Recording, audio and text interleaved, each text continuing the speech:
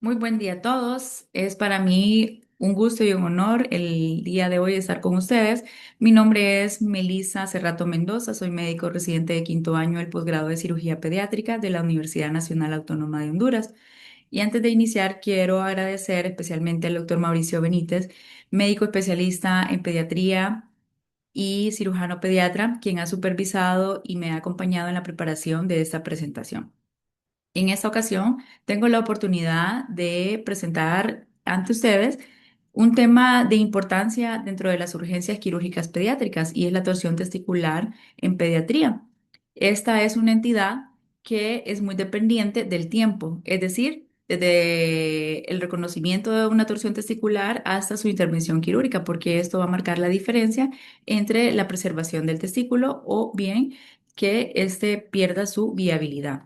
Y antes de comenzar a hablar directamente de su patología y de su presentación clínica, debemos entender qué ocurre anatómicamente en el desarrollo embriológico del testículo y cuáles son sus estructuras que van a determinar su posición y fijación dentro del escroto, particularmente en la torsión testicular, ya que la posibilidad de que el testículo rote su eje en el cordón espermático va a depender de cómo estén establecidas sus relaciones anatómicas durante el desarrollo. Bueno, hablando brevemente, como sabemos, es a partir de la quinta semana embrionaria que inicia el desarrollo de las gónadas indiferenciadas y entre la sexta y la séptima semana tenemos que por acción o por la presencia del gen SRY del cromosoma Y, inicia el desarrollo del testículo, que además la presencia de la testosterona por secreción de las células de Leydig va a permitir que el conducto mesonéfrico, el conducto de Wolff, pueda diferenciar las estructuras que van a ser parte del mismo, como el epidídimo, el conducto deferente, las vesículas seminales. Una vez que se ha desarrollado el testículo, posteriormente, el testículo va a iniciar su descenso hacia la bolsa escrotal que, aunque es en diferentes etapas, eh, va a estar íntimamente relacionado con el gubernáculo testis y también con el proceso vaginal. Se espera que en el 97% de los neonatos al momento de su nacimiento, el testículo se encuentre dentro de la bolsa escrotal. Sin embargo, cuando esto no ocurre, tenemos una ventana de tiempo de 3 meses para que el testículo pueda descender hasta la bolsa escrotal. Si en caso de que en este tiempo no haya descenso del testículo, hay un riesgo de criptorquidia. Anatómicamente hablando, el testículo este está conformado por un conducto de frente, por un epidídimo, por los túbulos seminíferos contorneados y rectos. Además de eso, una túnica albuginía, que es una capa fibrosa que le confiere protección y además soporte a la estructura intraparenquimatosa del testículo y la túnica vaginal. La túnica vaginal que deriva del proceso vaginal del peritoneo, esta tiene mayor relevancia porque esta estructura es la que va a estar relacionada con los pacientes que presentan torsión testicular. La túnica vaginal va a estar conformada por dos láminas. Una lámina que se encuentra adherida a la superficie del testículo en su cara anterior y lateral. Y una lámina parietal que va a estar adosada o adherida a la pared interna de la bolsa escrotal. En medio de estas dos láminas se va a encontrar, se conoce un espacio como cavum vaginales, donde se va a encontrar el testículo. Posteriormente, tenemos y que van a permitir que el testículo no tenga la movilidad. Y en en la parte posterior hay una reflexión que tanto el epidídimo como el cordón espermático le van a conferir que el testículo no tenga esta movilidad. Como sabemos, el testículo va a estar dentro de la bolsa escrotal que pues, va a estar formada por diferentes capas. Importante que quiero que quede claro es que la túnica vaginal no envuelve completamente el testículo, sino solo en las porciones que ya mencioné anteriormente. Puntos claves para que se dé el desarrollo del testículo, la presencia del gen SRY, también la presencia de la testosterona, que estén las células de Sertoli para que haya una regresión de los conductos paramesonéfricos por acción de la hormona antimuleriana y que obviamente se dé el descenso del testículo. Una vez abordado este punto clave del desarrollo embriológico y cómo finalmente está posicionado el testículo, una de las preguntas que debemos realizarnos es a quiénes afecta la torsión testicular y qué debemos pensar y por qué debemos de pensar en ella en determinadas edades. Y es que en la actualidad hay una incidencia anual de 3,8 pacientes por cada 100.000 varones afectados por torsión testicular. Cabe mencionar que este dato fue respaldado por estudios epidemiológicos en población pediátrica. Además de esto, tenemos que la torsión testicular tiene una distribución bimodal, es decir, se va a presentar en dos etapas de la vida, en la etapa neonatal y en la etapa peripuberal. Todos en un contexto anatómico, fisiopatológico y clínico diferente. La incidencia de la torsión testicular neonatal representa 6 afectados por cada 100.000 nacimientos vivos y dentro de esta también existe una torsión perinatal que más adelante vamos a hablar de algunas particularidades, pero en ese momento lo que quiero que quede claro es que esta abarca desde el periodo prenatal hasta la etapa neonatal, que existe un riesgo de torsión bilateral en un 11 a 21% de los casos. Como ya mencioné esto, pues en el caso en el caso de la etapa neonatal, el tipo de torsión torsión testicular que se va a presentar es una torsión extravaginal. En el caso de la edad peripuberal es una torsión intravaginal. ¿Qué quiero decir con esto? Y la pregunta que nos hacemos es, ¿por qué tienen mecanismos diferentes si se trata de una misma patología? Y esto se debe que en el contexto de la etapa neonatal, en el momento del desarrollo, la fijación del complejo del testículo y el epidídimo y sus cubiertas al escroto todavía no tienen la estabilidad que posteriormente vamos a encontrar. Esto va a permitir de que el testículo tenga una mayor movilidad y de que se produzca la torsión, por ende, también no solo de la capa parietal de la túnica vaginal.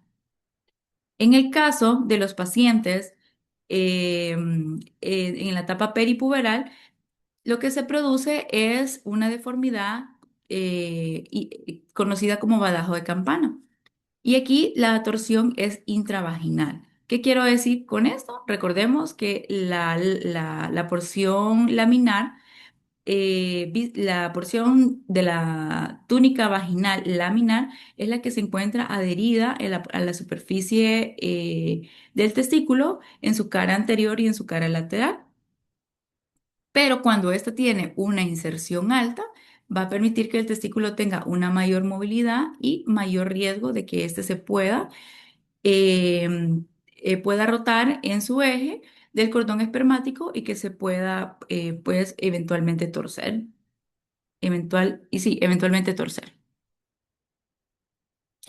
Puntos claros, en el caso de los neonatos es por una falta de fijación, porque todavía no se encuentran adosadas a las estructuras que posteriormente deben estar adheridas. En el caso de la etapa peripuberal, se debe por fijaciones anómalas. Y pues ya habiendo dicho esto anteriormente, ocurre fisiopatológicamente cambios, pero tenemos un periodo de ventana crítico para poder tener o salvar la viabilidad de ese testículo. Y es que este tiempo discurre entre 4 a 6 horas.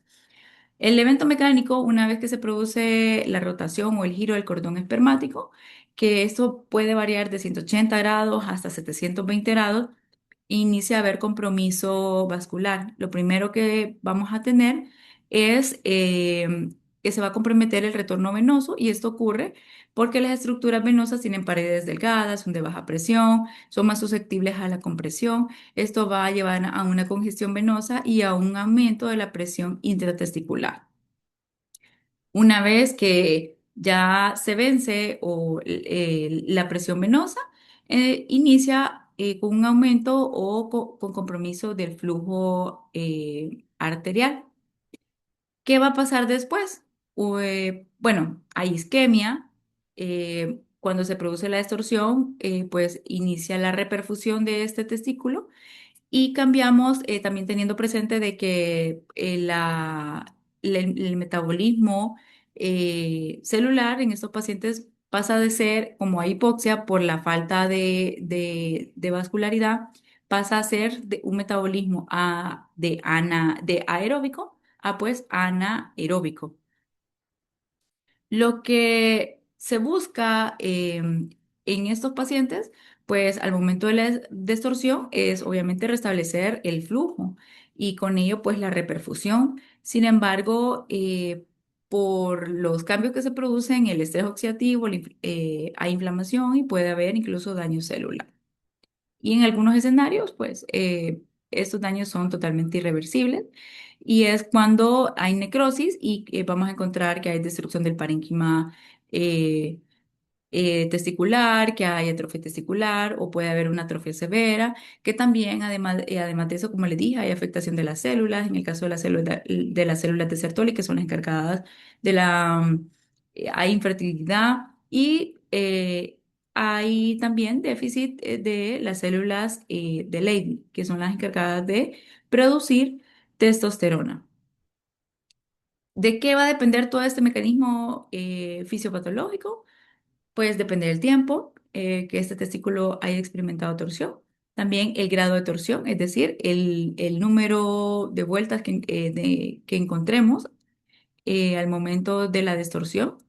Y esto, pues, son indicadores de que hay un mayor riesgo de daño irreversible.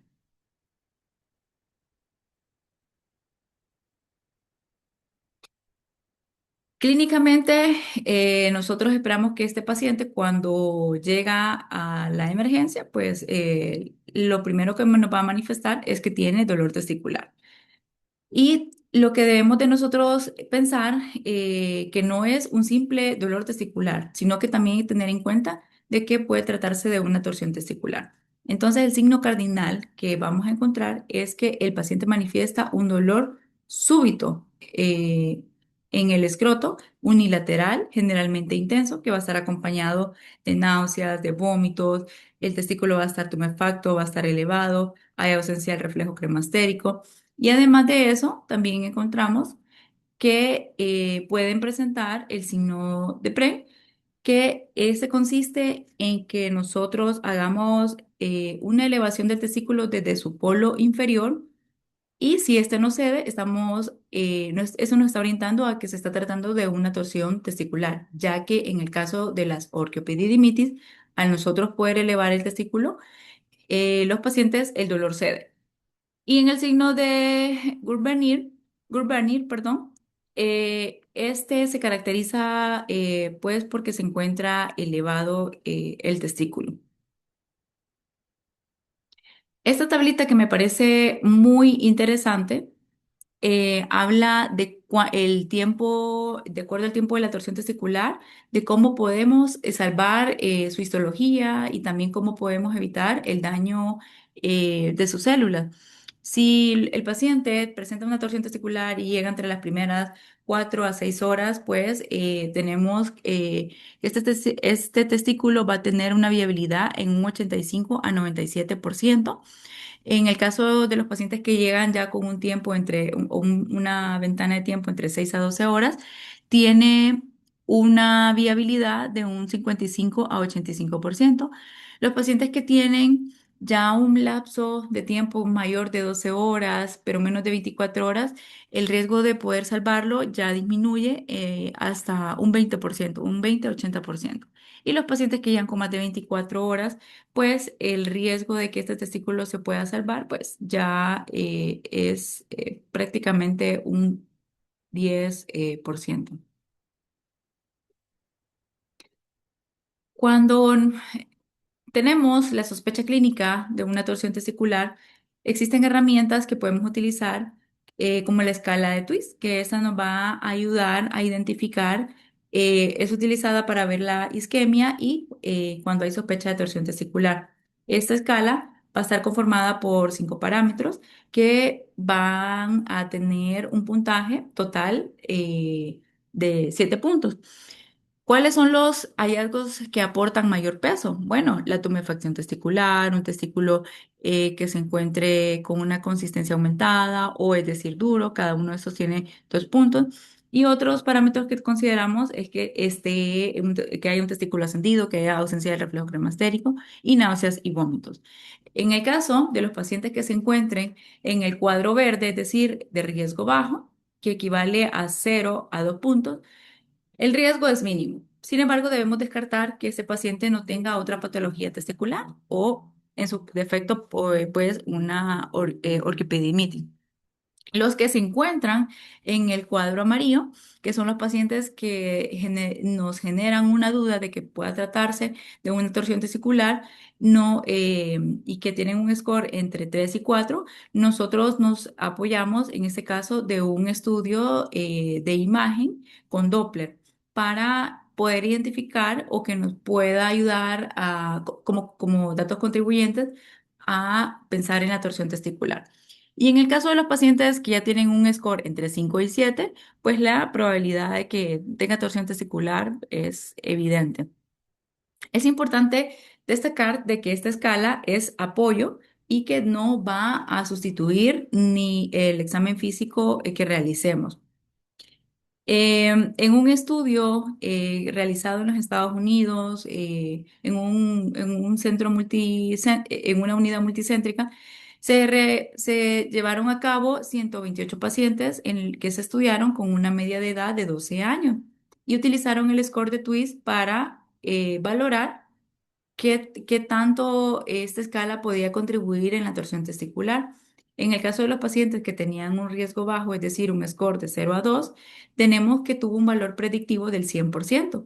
Y en el caso de los pacientes que tenían un riesgo alto, es decir, mayor de 6, tenía un valor predictivo de 93%. Es decir, es una escala con un aporte para orientarnos a la torsión testicular. Como les dije, aquellos pacientes que se encuentran o que nos generan dudas de que pueda tratarse de una torsión testicular, las guías urológicas de la Unión Europea consideran que la ecografía Doppler es una herramienta útil para utilizarse en escroto agudo. Y el objetivo de esta es poder evaluar la vascularidad intratesticular y siempre debe compararse con el testículo contralateral. Además menciona que esta tiene una sensibilidad de un 63,6 a 100% y una especificidad de un 100%. ¿Qué esperamos encontrar? Bueno, ausencia de flujo o el signo del remolino en la cual hay una configuración en espiral, así como lo podemos observar en esta imagen de los vasos del cordón espermático, que esta es producida por la rotación del cordón mismo. Y también esperamos encontrar cambios morfológicos, es decir, que su pared es aumentada, también puede haber un hidrocele reactivo. En la imagen superior podemos ver que el testículo izquierdo tiene tiene flujo que son estas coloraciones azules y también rojas, hablando de que es un testículo con vascularidad, a diferencia del testículo derecho, que prácticamente es puntiforme lo que podemos ver de su vascularidad. Eso quiere decir que su vascularidad se encuentra disminuida. Un aporte de las guías urológicas de la Unión Europea es que hasta un 24% de los pacientes con torsión testicular en un estudio que realizaron presentaban vascularidad normal o aumentada. ¿Y lo que quiere decir esto? Que a pesar de que tienen vascularidad, esto no va a excluir el diagnóstico o la sospecha de la torsión testicular. Puntos claves que vamos a determinar para salvar un testículo. O bueno, la pregunta, mejor dicho, es ¿qué es lo que realmente va a determinar que nosotros podamos salvar este testículo? Como les mencioné anteriormente, el tiempo, el grado de torsión y la viabilidad que encontremos intraoperatoriamente. Dentro de las primeras horas hay una mayor oportunidad de preservar el testículo y a medida va avanzando pues las horas la posibilidad disminuye porque su flujo se ve cada vez más comprometido. Las guías urológicas de la Unión Europea recomiendan pues, de que el resultado histológico, bueno, que mejor dicho, que la histología y las células no se ven comprometidas si tenemos o intervenimos a ese paciente en las primeras 4 a 6 horas. Así como observamos en la gráfica que tenemos, los pacientes que son intervenidos entre 0 a, bueno, prácticamente a 6 horas, tenemos que se va a preservar su viabilidad, su histología, que no hay afectación, que no puede haber afectación de sus células. Pero que a medida de esto avanza, pues el compromiso es mayor. Además, considerando esto en cuanto al tiempo, considerando los grados de torsión, cuando hay una torsión que es mayor de 360 grados, este va a causar un daño mucho más rápido, ¿ok? Y en el caso de también existen torsiones incompletas, es decir, torsiones que van de 180 grados a 360 y estos pues tienen una mayor viabilidad del testículo. Estos permiten pueden permitir una perfusión residual y una mayor posibilidad de viabilidad. Esta tabla pues ya la habíamos mencionado. Y hablando ya respecto a qué debemos de hacer, dentro de las consideraciones se menciona la distorsión manual y esta particularmente cuando hay una demora inevitable para llevar el paciente a sala de operaciones. Esta distorsión manual, también conocida como open book, consiste en que vamos a sujetar el testículo y vamos a girarlo de medial a lateral con el objetivo de destorcerlo, ¿verdad? Pero no todos los pacientes necesariamente van a tener esta única dirección. En caso de que el paciente, perdón, presente mucho dolor o de que haya resistencia, se debe recomendar evitar dejar la maniobra y esperar a llevarlo a sala de operaciones. Pero cuando sí logramos destorcerlo, pues el paciente va a sentir un alivio y eso no significa bueno, de hecho no significa que ese es el tratamiento definitivo, sino la exploración escrotal, que es lo que vamos a hablar. Una vez que nos damos cuenta, vamos a llevar al paciente a sala de operaciones, vamos a realizar, identificar el testículo que se encuentra torcido y realizamos un corte transversal en la piel del escroto hasta llegar al testículo. Lo vamos a destorcer y aquí es donde viene una de las decisiones quirúrgicas más importantes. Si el testículo es viable, y tiene reperfusión, pues dejarlo. Pero si vemos que tienen cambios tan marcados, pues aquí es donde viene la controversia, sí, dejarlo o u orquiectomizarlo, que más adelante también vamos a mencionar algunas particularidades. Una vez que tenemos viabilidad, pues decidimos poner unos puntos de fijación en el polo inferior y en los laterales para evitar la movilidad del mismo. Este artículo me llamó mucho la atención porque habla, de hecho es un artículo de la revista de Asia de Andrología del 2022, en el cual llevaron a cabo un estudio del seguimiento a largo plazo de los pacientes con torsión testicular que se había manifestado en la edad pediátrica. Le dieron un seguimiento por 72 meses y querían ver qué tan objetiva o si realmente valía la pena la preservación testicular en aquellos pacientes que presentaban una viabilidad incierta. Los autores siguieron 145 pacientes, de los cuales, a todos les realizaron la distorsión manual, le realizaron orquidopexia y en algunos casos orquiectomía. En un 56% se les realizó orquidopexia, pues esto también, a pesar de que dejemos el testículo y que se mire viable, corren un riesgo de desarrollar atrofia o una pérdida de volumen. De estos 145, 27 pacientes Observamos de que 3 terminaron orquiectomizados, que 17 desarrollaron una atrofia severa, que 4 desarrollaron atrofia, pero que 2 de estos 27 pacientes conservaron el volumen y las actividades fisiológicas o funciones normales.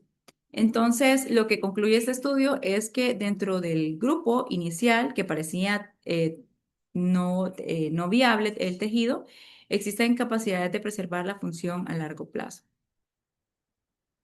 Y que a pesar de que un testículo se vea viable y que realicemos la apexia, esto no asegura de que no haya un riesgo de torsión secundaria. Ya este es otro tema de que me interesó hablar, y es que la torsión testicular neonatal puede existir también en el periodo perinatal. Este se realizó en un centro único, se realizó un estudio por 14 años en el cual se decidieron estudiar las características anatómicas, fisiológicas y clínicas, y este es un estudio que cabe mencionar que es actual, es del 2026. Durante estos 14 años se incluyeron 31 neonatos que presentaron torsión testicular, de los cuales 29 neonatos con una torsión unilateral, y de estos, pues, de estos 29 pacientes, tenemos que como no eran viables, pues terminaron orquiectomizados. Dos pacientes presentaron torsión testicular bilateral, y la torsión neonatal, el 76% fue extravaginal.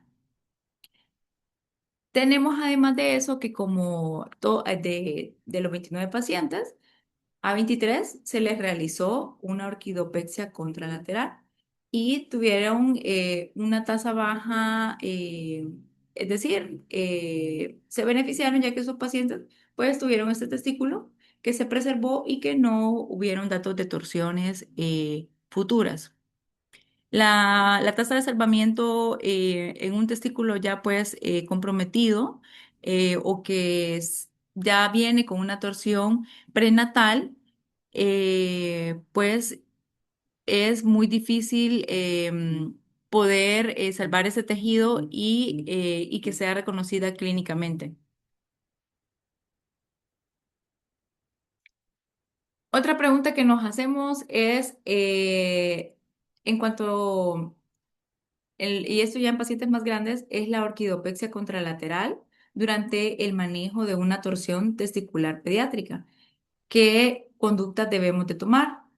Debo fijar el testículo contralateral, y esto lo menciono. Este es un estudio de la revista de Urología Pediátrica que fue publicado en el 2025, ya que es controversial.